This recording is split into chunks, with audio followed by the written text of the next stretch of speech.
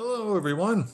I'd like to welcome you to the 9th annual Green Builder Media Sustainability Symposium. This year's theme is a force of nature. Now, while that can mean a lot of different things, I interpret that maybe a little different than others. I take it as a nod to Green Builder Media's 20th anniversary and how much impact they've had on the green building industry over that 2-decade span. So congratulations to Ron, Sarah, and all the wonderful staff over at Green Builder Media. Now, we've got a jam-packed agenda for you over the next 2 days with 14 speakers lined up to get you motivated and inspired for hope, for change, for action. So on behalf of everyone at Green Builder Media, thank you for being here with us. This is the Green Builder Media Sustainability Symposium, which means we've got 2 wonderful sponsors who have been a part of this event for many, many years. The first is Trane Technologies.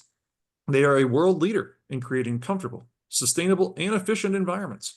With a bold set of 2030 sustainability commitments, Trane Technologies is challenging the status quo and taking decisive action now to create a sustainable future where communities thrive, where equality is foundational, and where the environment is protected for future generations.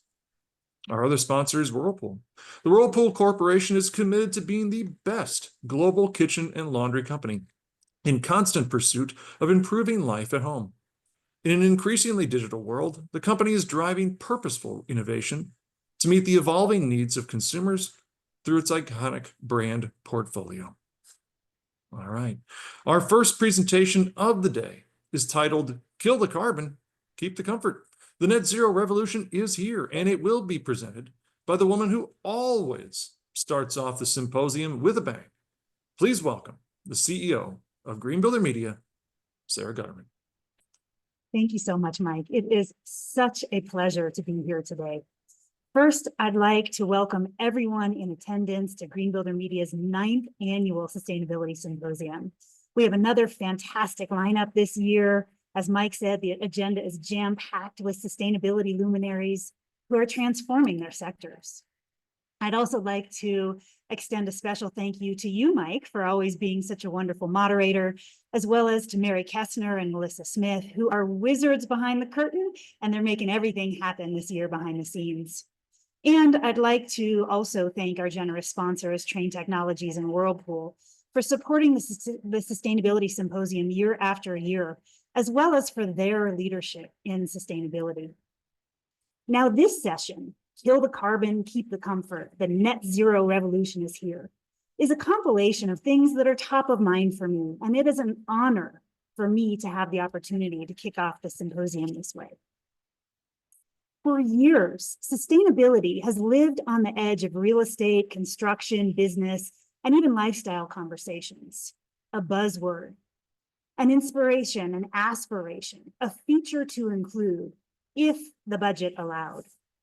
But recently, the mindset around sustainability has shifted decisively.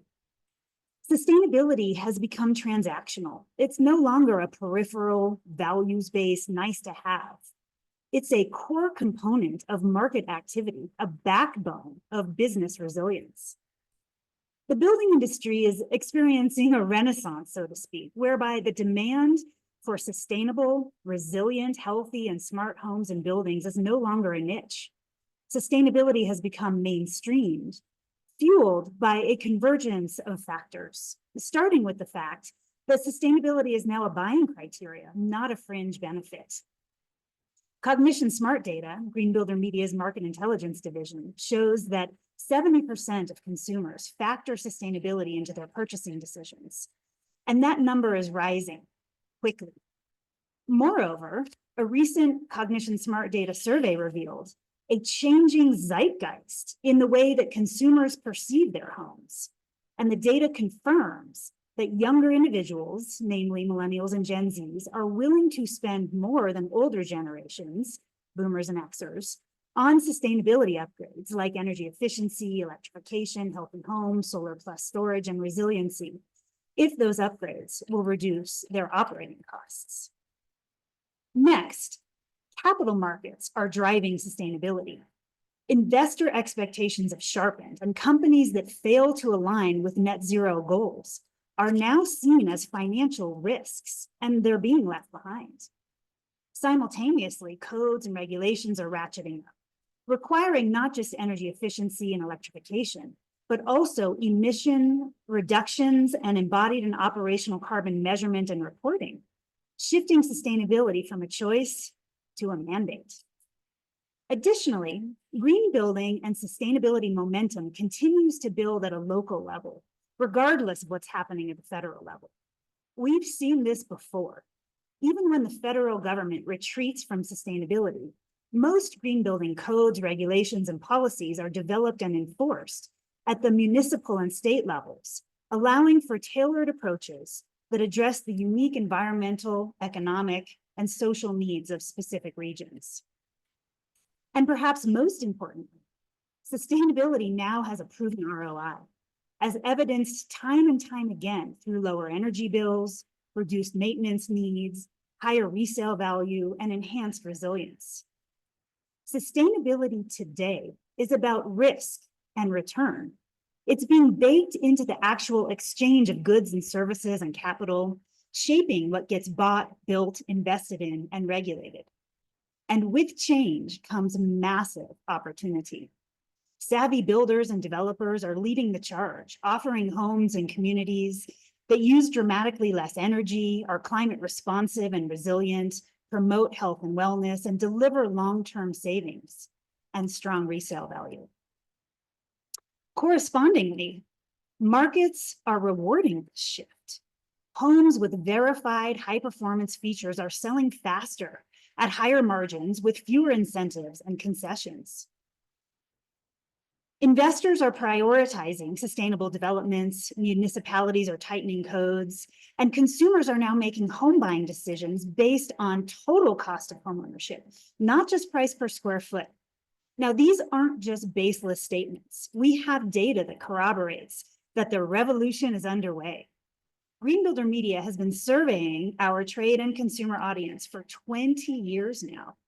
And a recent Cognition Smart Data survey showed that for the first time ever in those 20 years, all four of the generations that we're tracking that influence the housing market, so that's boomers, Xers, millennials, and Zs, tell us that they're more focused on long-term value and operating costs than upfront price and price per square foot when purchasing a home. So what does this all boil down to? We're coming to the realization that ultimately climate risk is business risk, especially in construction where carbon, water use, and energy dominate the ledger. Sustainability allows companies to reduce risk, cut costs, enhance employee engagement and customer loyalty, meet investor requirements, bolster supply chains, access better financing and insurance options, and strengthen their brands. Simply put, climate action is economic self-preservation, and choosing not to invest in sustainability isn't neutrality, it's risk exposure. And that risk is becoming visible to insurers, underwriters, capital markets, supply chain partners, and even to customers. And the reckoning is here. Sustainability must be embedded into every decision, every project, every policy, because sustainability isn't a burden. It is the smartest investment that we can make. No doubt, sustainability is caught in the political crosshairs. The climate crisis looms larger by the day, and yet the commitment from many of our so-called leaders feels increasingly shallow, or worse, regressive. Tariffs, denialism, deregulation, abdication of responsibility on the most pressing issue of our time. But in turbulent times, we hold the line and we call on our friends and our partners and our colleagues and our allies to rise with us. When leadership fails, we lead ourselves. Our values are non-negotiable and they do not waver, regardless of the direction that political and economic winds are blowing. When the world gets dark, we don't run, we shine brighter. When sustainability is under siege, we don't shrink, we double down. We become the immutable wall against which efforts to retreat from our environmental and social responsibilities break. Sustainability isn't a partisan issue, it is a moral imperative. Better homes means better lives, and the built environment holds the key to a more resilient, equitable, and regenerative future. Fortunately, companies throughout the economy and many within the building industry, including our generous sponsors, Trane Technologies and Whirlpool, are not walking away from their corporate sustainability and, dare I say, ESG commitments. Rather, they are doubling down. Really, they're responding to market dynamics. For example, Cognition Smart Data shows that 75% of consumers are more likely to purchase a product from a company with strong sustainability practices than one without, and 72% factor ESG into their purchases. 81% of consumers believe that companies play an essential role in solving our climate challenges. 67% of building professionals say that they prefer to work with sustainable brands, and 85% are now specifying products with environmental product declarations, or EPDs, or other similar sustainability certifications. And nearly 75% of business executives now expect climate risk disclosures and sustainability reporting to become mandatory within 2 years. Companies that prioritize sustainability and resiliency will secure their future, and those that delay will find themselves locked out of capital markets, denied insurance, and shut out of growth opportunities. One important indicator that sustainability is not going away in the business sector is this. Just a few weeks ago, the US Security and Exchange Commission, or the SEC, approved the creation of the Green Impact Exchange, or GIX, which is the first US stock exchange exclusively for sustainability-focused companies, with trading set to start in 2026. The GIX is a game changer, offering a clear pathway for companies that lead with transparency, climate action, and ESG performance to thrive in a rapidly evolving market. Companies listed on the GIX must meet rigorous standards for measurable environmental impact and transparent reporting, offering investors clear insight into long-term resilience and climate risk management. For builders, developers, and manufacturers prioritizing low-carbon sustainable practices, GIX represents an unprecedented opportunity to secure growth capital, amplify brand credibility, and lead in a market that increasingly rewards true sustainability leadership. This isn't a minor development. It is a flashing green light, showing that sustainability is no longer just marketing jargon. It's a real capital strategy. As sustainability becomes an essential currency for capital markets, there's another force reshaping our future just as profoundly, and that is technology. Artificial intelligence is by far the most transformational technology, and it's changing everything, including how we design, build, market, and live in our homes. So let's talk about why that matters. Artificial intelligence is impacting the entire economy by automating tasks, streamlining operations, and reshaping consumer expectations. In the building sector and in housing specifically, AI is acting as rocket fuel, accelerating change across design, construction, sales, and customer service. Today, builders are using AI to optimize project planning, speed up permitting, manage inventory, and even automate warranty and buyer support services. AI tools that can compress what took hours into mere minutes, freeing up human expertise for higher value innovation. Large public builders like Lennar are already saving millions of dollars by integrating AI into land acquisition and development, and smart small and medium-sized builders are using AI-powered enterprise resource planning, or ERP systems, marketing agents, and digital buyer experiences to stay competitive. Soon, something called agentic AI, or systems that act autonomously, will drive a complete overhaul of how homes are marketed, sold, and even constructed, offering personalized, multimodal home shopping experiences, smarter construction management, and AI-powered customer support. And for those of you who fear the power of AI, you are right to be apprehensive. I am too. But at its best, AI isn't about replacing humans. It's about liberating them. It's about giving builders, designers, and homeowners the tools they need to work faster, smarter, and more sustainably. And as AI inevitably becomes embedded in every click, call, and product, the professionals who lean in and use AI will be able to create homes and businesses that are not just profitable, but also transformational. In the new economy, sustainability, resilience, and intelligence will be the hallmarks of leadership, and AI is the accelerant. Now, no conversation about decarbonization and economic transformation would be complete without addressing the shifting consumer landscape. Millennials and Gen Zs, and soon Gen Alpha, aren't just hoping for change, they are demanding it. These young individuals are changing the rules of engagement. In the face of divisive politics, existential environmental threats, global pandemics, and social justice challenges, younger generations are calling out a broken status quo, demanding an urgent reckoning, bold leadership, and a radically better future. Born from crisis, the passion, purpose, optimism, and outrage of these individuals is creating endemic and systemic change. These generations that grew up with active shooter drills in schools, fake news, and catastrophic climate events have had enough. Exhausted with how negative and divided our country has become, these younger individuals are flipping the script on the current national dialogue. And they are motivated to act. According to Cognition Smart data, over 80% of these budding leaders believe that they can and must step up to make a difference in the world.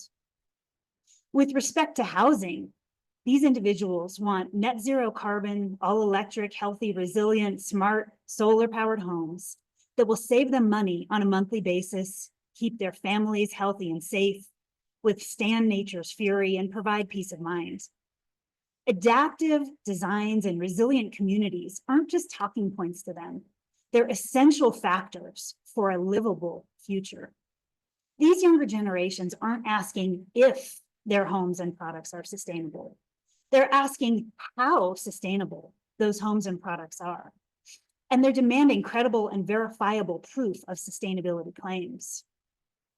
In the gig and creator economy, culture itself is being curated, becoming more personal and personalized. The very essence of human connection is evolving with the advancement of social media, artificial intelligence, and virtual reality. Because of this carefully curated world around them, younger generations perceive their homes as experiences rather than assets, and they're designing homes primarily for their personal enjoyment, unlike older generations who generally design their homes for future resale value. Younger individuals are seeking spaces that cater to wellness, creativity, and their daily rituals. Their homes are sanctuaries for self-expression and well-being, underscoring the importance of thoughtful, experience-driven design and construction in today's housing market. Now, let's dive a little deeper into the net zero carbon future and decarbonizing the built environment. I am pleased to say that net zero carbon buildings are no longer a futuristic concept. They are today's blueprint with three main contributing factors. The first is performance. Every project must start with climate responsive design, building science excellence, and green building best practices. Performance isn't a feature, it's the foundation.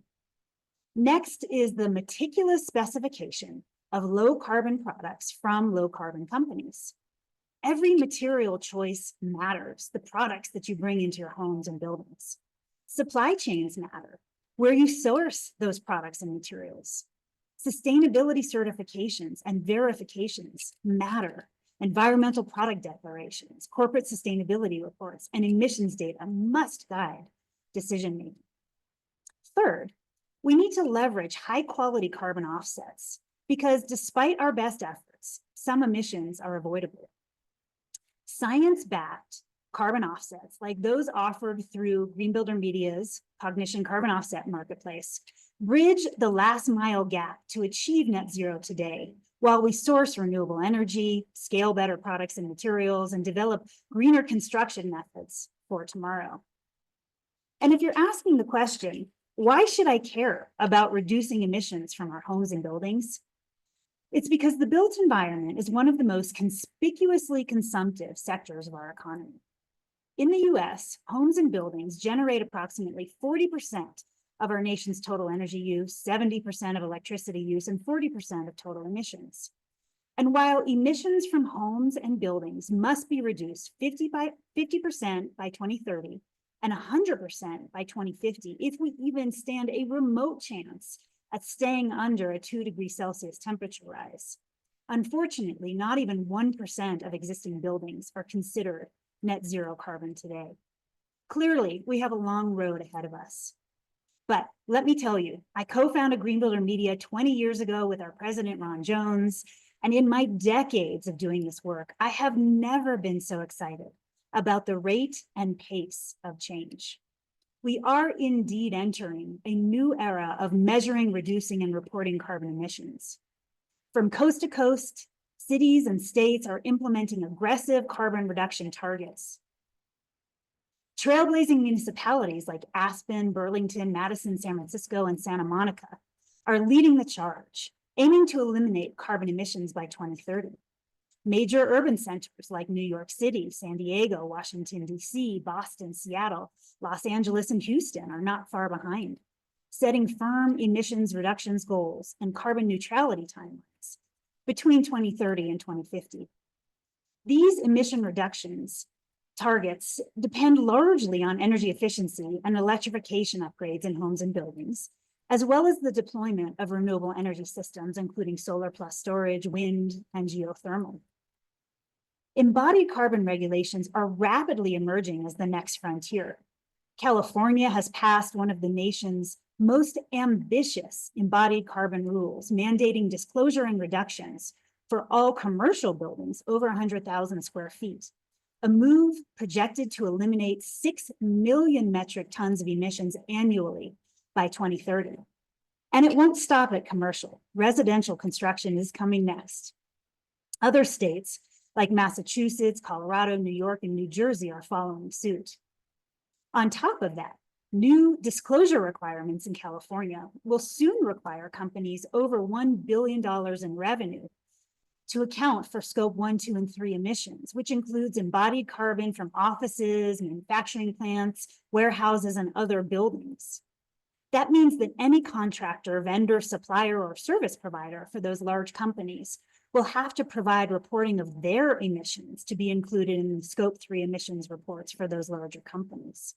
And by the way, in case you're not familiar with scope 1, 2, and 3, scope 1 is essentially emissions that a company burns from activities like heating and cooling. Scope 2 is emissions that a company buys, say from a utility, and scope 3 comprises all of the other business activities like raw material extraction, transportation, packaging, employee travel, product use, and end-of-life considerations. The stakes are definitely getting higher. In the building sector, non-compliance will bring fines, permitting delays, and reputational damage. Companies that aren't ready will fall behind, while those that embrace carbon tracking, reporting, and mitigation will lead and win. Fortunately, enabling technologies and material innovations are unleashing extraordinary opportunity, allowing building professionals to reduce carbon emissions simply by specifying the right products.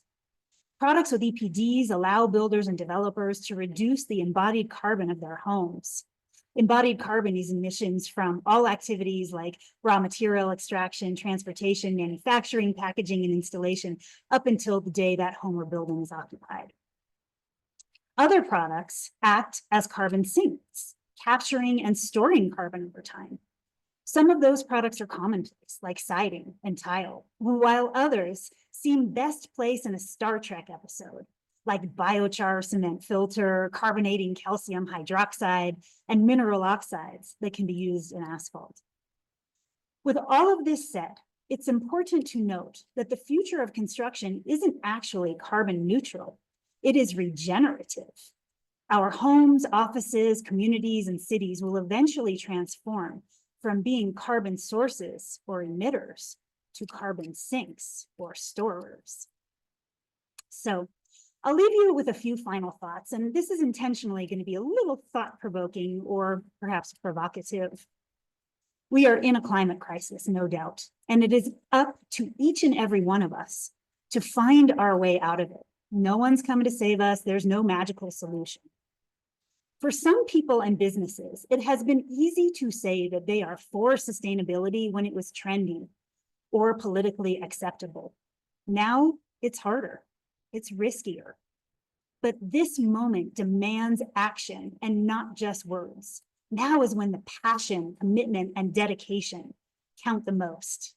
This is the moment for courage, for action, and for conviction. And to be clear, sustainability isn't something that you just post about. It is something that you fight for every day, especially when it is inconvenient, uncomfortable, and in some cases unpopular. We must continue to be that wall of resistance, a force of light, not bending, not hiding, not compromising. We will be the equalizer that offsets backsliding, greenwashing, and apathy. So let's build homes that heal, communities that regenerate, cities that shine as beacons of resilience. Let's create a world where sustainability isn't an option. It's the instinct guiding every decision we make. We have the tools, we have the knowledge, we have the responsibility. Change doesn't ask for permission, and neither do we. We're not here to tweak the margins. We are here to tear down the walls that no longer serve us. We are here to rewrite the rules and build a world that refuses to settle for collapse. Because sustainability isn't a side hustle. It is the whole damn plan. Kill the carbon, keep the comfort, build a better future. Thank you. We're going to wrap up this session. We ask you to go into the lobby and wait for the next session with the CEO of Beazer Homes, Alan Merrill, to begin, which will start in about 2 minutes. Again, thank you so much for being here with us today. As you can tell, this is the most meaningful content, and it's our mission, and we believe in it so much. We're so happy you're here with us. Thank you to Train Technologies and to Whirlpool. Thank you to Mike, Mary, and Melissa. And looking forward to seeing you in the next session with Alan Merrill.